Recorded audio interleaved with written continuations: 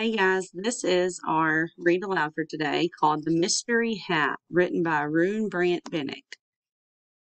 One sunny late winter's morning, three friends were taking a stroll through the woods when they noticed something rather strange on the path just ahead of them. "Watch out!" shrieked Crow. "What happened here?"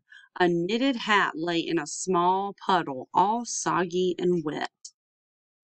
"That hat looks strangely familiar," said Crow. "I'm pretty sure it belongs to—" "Oh, no, I knew it! It's the bear's hat."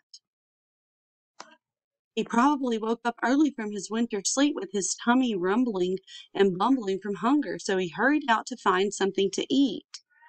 Seeing as he was still quite sleepy, he must not have seen the hole, and splash, sploosh! Down he fell, leaving only his hat. And now he's sitting down there, waiting for someone to rescue him.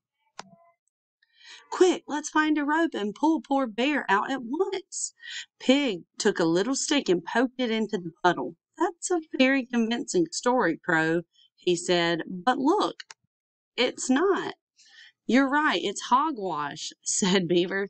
"Something awfully grim is going on here. In other words, something very bad. I don't know if you noticed,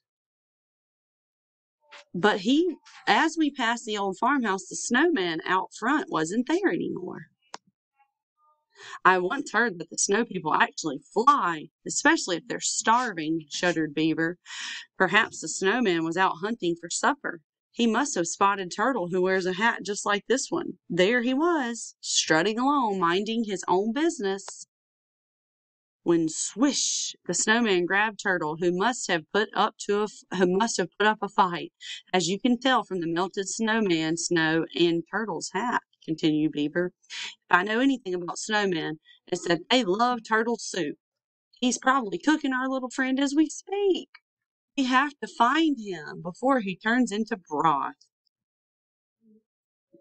Pig pondered for a while. Then he said, "Another interesting explanation. You see, I just had breakfast with Turtle this morning. He's got a cold, isn't going anywhere. Look, you can see smoke coming out of his chimney.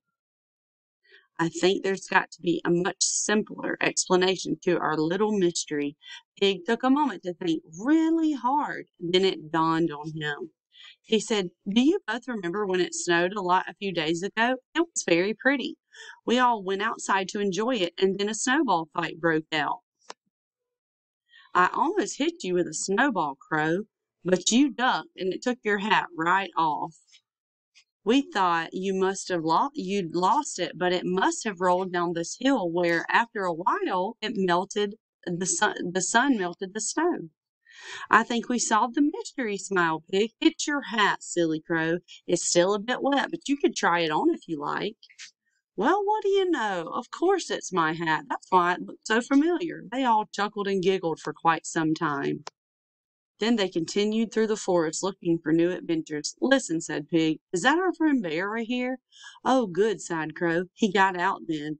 Beaver nodded in agreement. "Perhaps the snowman helped him." "I'm so glad." That is so silly. They had a wild imagination.